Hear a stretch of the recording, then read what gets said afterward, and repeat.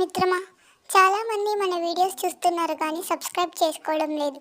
దయచేసి నువ్వన్నా వాళ్ళకి చెప్పు. ఫ్రెండ్స్, మా ఛానల్ని అందరూ సబ్స్క్రైబ్ చేసుకోండి. అనగనగా ఒక అడవి. ఆ అడవికి రాజు, ఒక సింహం, నక్క, ఒంటె సింహానికి సేవలు చేసేవి. కొన్ని సంవత్సరాల తరువాత సింహం బాగా ముసలిదైపోయింది. అంతకు ముందులా చురుకుగా పంజా విసరడం, జంతువుల మీదికి లంకించడం వంటిది చేయలేకపోయింది. అప్పుడప్పుడు పస్తులు కూడా ఉండేది. ఒకసారి సింహానికి చాలా రోజుల వరకు ఆహారం దొరకలేదు. అప్పుడు సింహం నక్కను పిలిచింది. నాకు బాగా ఆకలిగా ఉంది. తినడానికి ఏమైనా తీసుకురా అని అడిగింది. ఆ సమయంలో ఒంటె బయట కాపలా కాస్తుంది. అప్పుడు ఆ జిత్తులమారి నక్క సింహంతో ఇలా అనింది. ఇలాంటి సమయంలో మనకు ఆహారంగా ఉంటే ఏమైనా ఉపయోగపడుతుందా మహారాజా? అని అమాయకంగా అడిగింది. ఆ విధంగా ఆలోచించడానికి నీకు ఎంత ధైర్యం? అతను నా సేవకుడు. అతడిని రక్షించడం నా బాధ్యత. అంది సింహం కోపంగా. కానీ రాజా, ఒకవేళ ఉంటే తనకు తానుగా మీకు ఆహారంగా సమర్పించుకుంటే? అంది నక్క.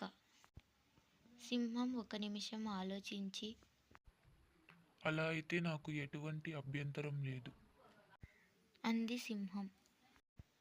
అప్పుడు నక్క నెమ్మదిగా ఒంటె దగ్గరకు వెళ్ళింది. ఒంటె దగ్గరకు వెళ్ళి రహస్యంగా ఒంటెతో ఇలా అనింది. మిత్రమా, మన రాజును సంతోషపెట్టడానికి ఇదొక మంచి అవకాశం. ఆయన చాలా ఆకలితో ఉన్నాడు.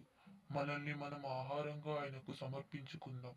రాజు చాలా సంతోషించి మనకి మంచి బహుమతులు ఇస్తాడు. అందుకు సమాధానంగా ఒంటె ఇలా అనింది. అయితే మిత్రమా, ముందు ఆ బహుమతి పొందే అవకాశం నువ్వే తీసుకో. అందుకు నక్క ఒప్పుకుంది. రెండు కలిసి సింహం దగ్గరకు వెళ్ళాయి. ముందుగా నక్క సింహంతో, రాజా, మీరు చాలా ఆకలితో ఉన్నారు. దయచేసి నన్ను తిని మీ ఆకలి తీర్చుకోండి అని ఎంతో వినయంగా పలికింది. అది విన్న సింహం చాలా సంతోషించినట్లు కనిపించింది. నువ్వు నా సేవకుడైనందుకు నాకు చాలా ఆనందంగా ఉంది. నీకేం కావాలో కోరుకో అని చెప్పింది. అది వినగానే ఒంటె తన విశ్వాసాన్ని చూపించడానికి తొందరపడింది. ఓ రాజా, నక్కను వదిలిపెట్టండి. దానికి బదులుగా నన్ను తినండి. అంది ఒంటె. ఒంటె నుండి ఆ మాటల కోసమే ఎదురు చూస్తుంది సింహం. అంతే, ఒక్కసారిగా ఒంటెపైకి దాడి చేసింది. అయ్యో రాజా, ఇదేమిటి? బహుమతి ఇస్తారనుకుంటే ఇలా చేస్తున్నారు. అని ఆందోళనగా అంది ఒంటె. కపటమైన నక్క, ఇదే నీకిచ్చే గొప్ప బహుమతి. నువ్వు చాలా అదృష్టవంతుడివి కాబట్టి నీ యజమాని చేతిలో మరణిస్తున్నావు. అంది కుటీలంగా నవ్వుతూ. ఒంటె మాంసాన్ని సింహం కడుపు నిండా తిన్నది. మిగిలిన మాంసాన్ని నక్క తినేసింది.